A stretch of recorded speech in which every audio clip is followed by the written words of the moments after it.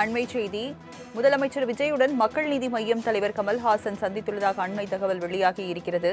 முதலமைச்சர் விஜயுடன் மக்கள் நீதி மய்யம் தலைவர் கமல்ஹாசன் சந்தித்திருப்பதாக அண்மை செய்தியை பார்க்கிறோம். சென்னை நீலாங்கரையில் உள்ள முதல்வர் விஜயின் இல்லத்தில் சந்தித்து ஆலோசனை மேற்கொண்டுள்ளதாக அண்மை செய்தியை பார்த்துக் கொண்டிருக்கிறோம். முதலமைச்சர் விஜயுடன் மக்கள் நீதி மய்யம் கட்சித் தலைவர் கமல்ஹாசன் சந்தித்திருக்கிறார். ஆலோசனை மேற்கொண்டுள்ளதாகவும் அண்மை தகவல் வெளியாகி இருக்கிறது. முதலமைச்சர் விஜயுடன் மக்கள் நீதி மய்யம் தலைவர் கமல்ஹாசன் சந்தித்திருக்கிறார். மேலும் ஆலோசனை நடைபெற்றதாகவும் அண்மை தகவல் வெளியாகி இருக்கிறது.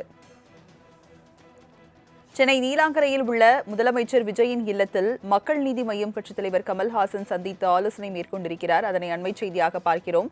விவரங்களை செய்தியாளர் நௌஷாத் வழங்க கேட்கலாம்.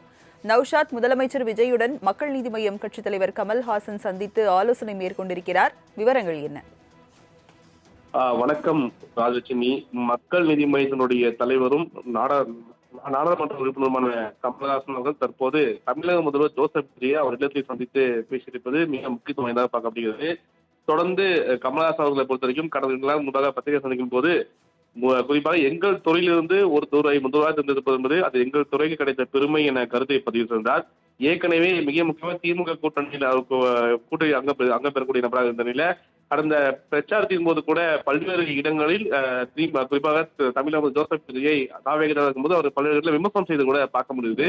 இந்த நிலையில் மரியாதை நிமித்தமாக ஒரு அடிப்படையில் திரைய உலகிற்கு தெரியும் மிக மூத்த கலைஞர், மேலும் நாடாளுமன்ற கூடிய கமல்ஹாசன் அவர்கள் தன்னுடைய நீலாங்கரை இல்லத்தில் அவர் சந்தித்திருப்பது மிக முக்கியத்துவம் பார்க்கப்படுகிறது. ஏனென்றால் அடுத்தடுத்து அவர் துறை சார்ந்த கோரிக்கையாக இருக்கட்டும், தமிழக மக்கள் சார்ந்த கோரிக்கையாக இருக்கட்டும், அந்த கோரிக்கை தொடர்பாக தமிழக முதல்வரை தெரிவித்திருப்பார் தகவலியாக இருக்கு. இந்த போதிலும் இந்த சந்திப்பு மரியாதை நிமித்தமாக பார்க்கப்படுகிறதா ஜோசப் விஜய் பதவியேற்பு விழாவில் கூட கமல்ஹாசன், ரஜினிகாந்த் போன்றவர்கள் இடம்பெறுவாரா என்ற கேள்வி இருந்தது. அவர் பங்கேற்கவில்லை.